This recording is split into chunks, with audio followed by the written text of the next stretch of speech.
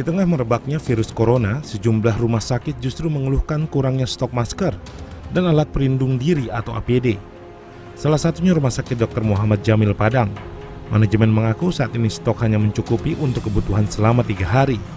Padahal rumah sakit pemerintah yang masuk sebagai rumah sakit rujukan pasien COVID-19 ini memiliki 11 orang pasien dalam pengawasan yang semuanya berada di ruang isolasi. Hai semuanya, salam sejahtera bagi kita semua. Jangan kemana-mana, tetap di rumah aja untuk memutuskan rantai penyebaran virus yang akan kita bahas hari ini. Sebelum itu, perkenalkan nama saya Lani Regina, Universitas Surabaya.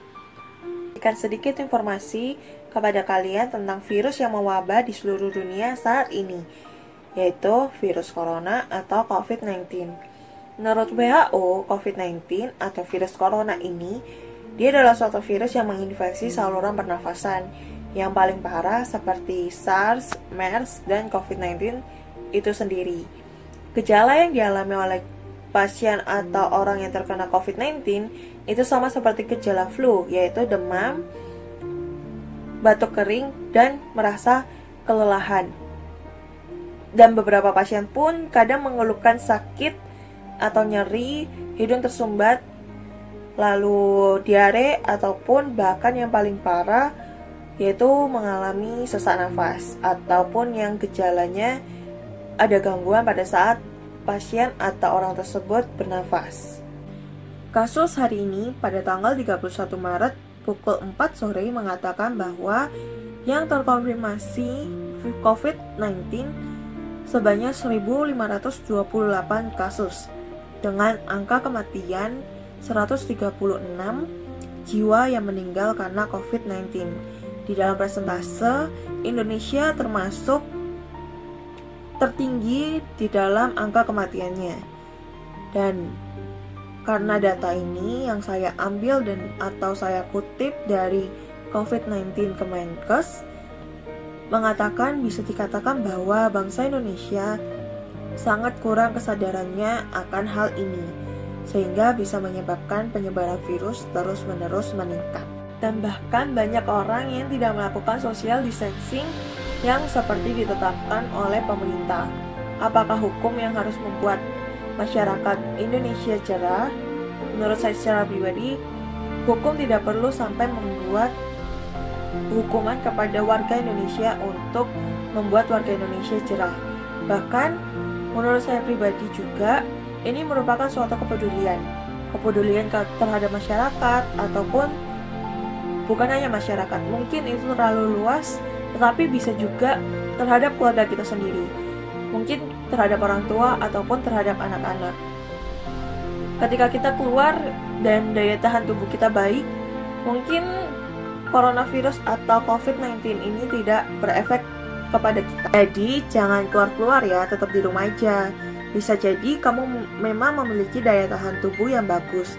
Lalu bagaimana dengan orang lain yang mungkin daya tahan tubuhnya tidak sebagus kamu? Sekarang kita mau berbicara tentang hand sanitizer dan masker. Apakah kita memerlukan dua hal tersebut?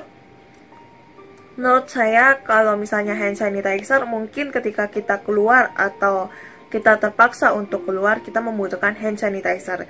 Tetapi karena pemerintahan kita yang mengatakan bahwa stay at home aja atau tetap di rumah aja, kita bisa menggunakan cuci tangan dengan air yang mengalir, dengan menggunakan sabun juga tentunya. Itu lebih efektif untuk mengurangi atau menjaga kebersihan tangan kita. Karena mungkin COVID itu bisa terinfeksi dari apa yang kita sentuh, dan mungkin itu ada infeksinya. Jika kita terus menggunakan hand sanitizer yang memiliki alkohol, itu bisa membuat tangan kita atau permukaan kulit pada tangan kita kasar ataupun malah lebih buruk. Ketika kulit kita menjadi lebih kasar, itu berarti ada pori-pori yang terbuka dan itu bisa berdampak atau beresiko untuk terinfeksi ketika kita menyentuh atau kita tidak mengetahui bahwa barang yang kita pegang atau kita sentuh itu sudah terinfeksi COVID-19. Lalu bagaimana dengan masker? Ayo kita lihat bagaimana menurut WHO? Penggunaan masker menurut WHO yang disarankan oleh WHO juga, penggunaan masker itu digunakan kepada orang yang mungkin sudah memiliki gejala atau tanda COVID-19, terutama batuk, ataupun yang sedang sakit. Lalu bisa juga digunakan untuk perawat ataupun para medis yang sedang menangani pasien yang mengalami COVID-19 atau yang sudah terinfeksi COVID-19. Selain itu, WHO mengatakan juga bila kita tidak sedang sakit ataupun tidak sedang dibutuhkan untuk penggunaan masker, sebaiknya kita tidak perlu menggunakan.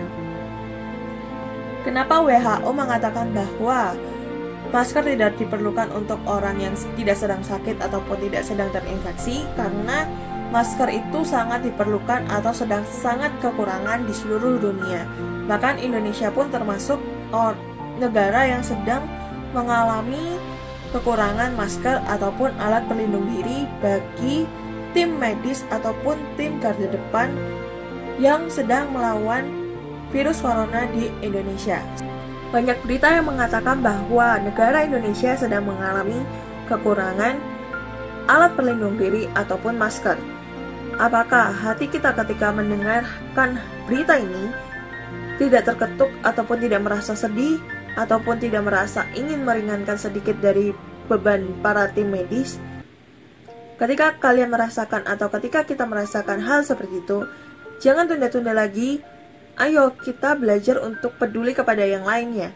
Ketika kita memiliki hati yang sedih ataupun ketika kita memiliki hati yang ingin meringankan beban orang lain, itu waktunya kita untuk melakukan kebaikan sedikit demi sedikit.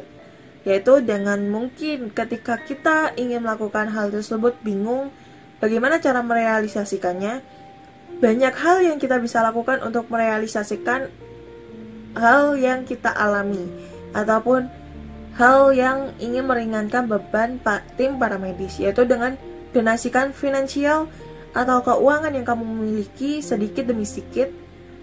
Itu sangat akan membantu tim para medis ataupun tim yang untuk mengadakan alat pelindung diri ataupun masker itu sendiri. Ketika kita membantu meringankan beban tim para medis, berarti kita meningkatkan kualitas hidup mereka. Sama halnya yang kita dapatkan yaitu ketika kita meringankan beban orang lain, kita akan meningkatkan rasa kepedulian kita terhadap orang lain juga. Pada saat mendonasikan, tentu kita harus melihat apakah tempat untuk kita donasikan itu adalah secara officially untuk membantu tim para medis atau untuk mengambil keuntungan sendiri, sehingga kita jangan sampai tertipu dengan oknum-oknum yang mungkin ingin membantu tetapi untuk kepentingan dia sendiri. Sehingga kita harus memastikan bahwa tempat donasi yang kita ingin lakukan atau ingin merealisasikannya itu tempat yang benar, bukan hanya untuk tim para medis, tetapi juga kita bisa membantu untuk orang-orang yang memiliki upah harian, sehingga mereka harus tetap keluar rumah untuk bekerja, sehingga untuk bisa mencukupi biaya hidup mereka. Mungkin kita bisa membantu tentang edukasi untuk bagaimana cara hidup sehat atau bagaimana cara hidup bersih dengan cuci tangan yang benar, dan kita juga bisa membantu mereka dengan memberikan mereka suatu donasi juga, mungkin tentang makanan atau tentang sabun atau tentang hal-hal yang lain, materi, sembako, hal apapun yang bisa kita bantu untuk meringankan beban hidup orang lain juga.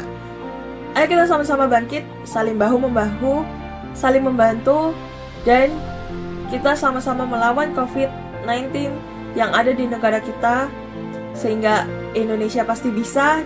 Jayo Indonesia! Kamu tetap di rumah aja ya, aku juga di rumah, sehingga kita bisa memutus rantai penyebaran virus corona ini. Untuk orang-orang yang terpaksa harus bekerja di luar atau mungkin terpaksa untuk keluar, tetap jaga kesehatan, tetap bersihan, tetap bawa hand sanitizer kemana-mana untuk menjaga kebersihan, khususnya waktu kita mau makan dan waktu kita mau menyentuh wajah kita. Sekian dulu video dari saya, semoga bermanfaat dan membantu kalian mengerti pentingnya kesehatan serta membantu meningkatkan kepedulian kalian terhadap masyarakat sekitar ataupun keluarga kita sendiri.